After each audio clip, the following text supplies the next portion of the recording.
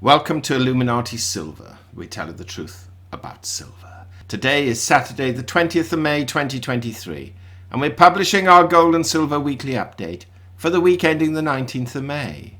Last week we saw gold and silver prices decline, but ever so slightly, only to about turn again on Friday and hopefully leading on into next week in positive territory.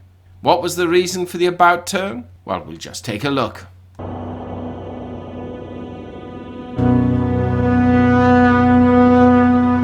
Now first, just a quick reminder and a request. We've set up a second channel entitled Finances Do Matter, and we've placed a link in both the description and the comments section below. In just a few months, we've gained 4,500 subscribers. We now have over 65 videos on the channel.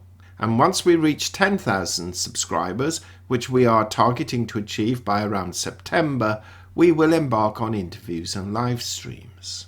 Until then, in truth, it's difficult to get people to come on live. So if you're one of those listening to this and you haven't subscribed, then please do so. We would greatly appreciate it. Meanwhile, going back to what happened last week and what we expect to happen this coming week, we saw gold fall $34. Falling from $2,011 to $1,977, having hit a high of 2028 and a low of 1952, a fall of 1.7%. In sterling terms, gold finished the week at £1,592, that's down £24, and in euros it closed at €1,831, that's down €23. Silver also fell, but less in percentage terms compared with gold. It fell just 13 cents, falling from $23.99 to $23.86, having hit a high of $24.23 and a low of $23.34, a fall of just over 0.5%. In sterling terms, silver closed at £19.20, that's down just 8 pence, and in euros it closed at 22.13 euros, that's down just 0.04 euros. As a result of this difference in falls between gold and silver, of course, the gold-silver ratio also fell just 1 point, from 83.8 to 1 to 82.8 to 1. Now, the difference between gold's high and low was $76, higher than the previous week's 51. And the difference between silver's high and low was at just 89 cents, and that compared with the previous week's $2.18. Now, this is what we said concerning our forecast last week for this coming week. We therefore expected gold to trade between 1950 and 2075, which it did quite comfortably. And we also expected silver to trade between $23 and $25, which again it did comfortably. Now, we were a little concerned about the number of Fed officials who were speaking last week and the effect their comments could have on the markets, and there were some gyrations. Though initially, until Friday at least, most appeared a little more hawkish than dovish.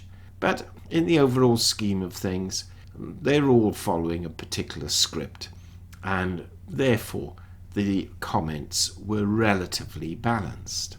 Now, before we look closer at gold and silver again, let's just look at the other financials. Bitcoin stands at $26,901, that's up just 77 compared with last week.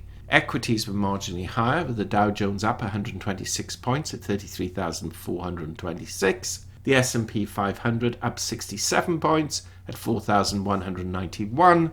And the Nasdaq Composite up 373 points at 12,657. Oils were higher too, not hugely, but Brent crude up $1.41 at 75.58. And WTI crude up $1.51 at 71.55. The dollar index was also up some 0.51 points on the week at 103.19. So that's a rise of almost 2 full points over the past 2 weeks. Now, in terms of economic data announcements last week, we had the Empire Manufacturing Survey on Monday, and it came in at quite a large deficit figure for May at minus 31.8. And the retail sales figures announced on Tuesday for April, though positive at 0.4%, were half of what was expected. That was a positive figure of 0.8%. However, The various Fed governors and presidents speaking on Thursday, particularly adopting a slightly hawkish approach, suggesting that interest rate rises may not yet be concluded, or that we should perhaps not see any fall in the Fed funds rate in 2023, did hit markets a little and cause the dollar value to rise. However, speaking at a Fed conference in Washington, D.C. on Friday, Chairman Powell said that the central bank's Fed funds rate is now elevated to the point where its effect on consumers and business loans is high enough to restrain borrowing, spending, and contract economic growth. This was interpreted as a suggested pause in raising rates, which caused gold and silver prices to regain much of their losses on Friday, and could potentially suggest some bullish sentiment moving forward. Now, this coming week, we have more commentary from Fed officials. We also have flash PMIs, and the minutes of the FOMC meeting will be published on Wednesday. But on Friday, which is where most eyes will be concentrated, as we have the important PCE figures and personal income and spending figures for April. So, as is often the case, Friday will be an important day. And then the following Friday will be important too, because we'll have another US employment report. But that's on the 2nd of June, so we have a little time to wait until then. So, we may indeed have a pause in interest rates, but no guarantee that they won't go up later in the year if the economic data suggests inflation could start to rise again.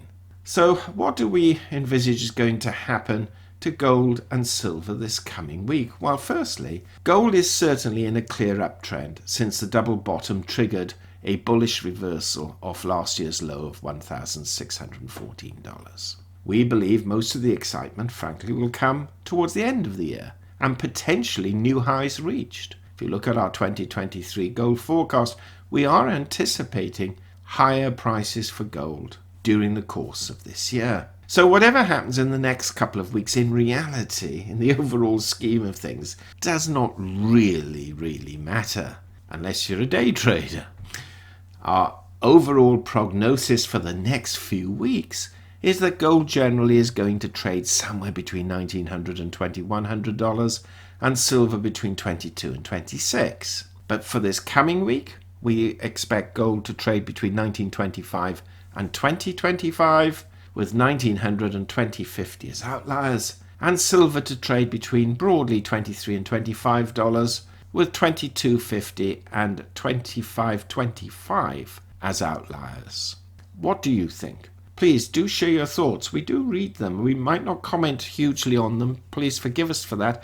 But we certainly read them, and I have to admit that we do have some very good predictors amongst our subscribers. Now, just before we go, another reminder, we've placed a link to our Finances Do Matter channel below. Please go over and subscribe to that, and give us a thumbs up on this video. Subscribe if you haven't. Press the bell sign. Have a great, enjoyable, safe weekend, and a prosperous week ahead.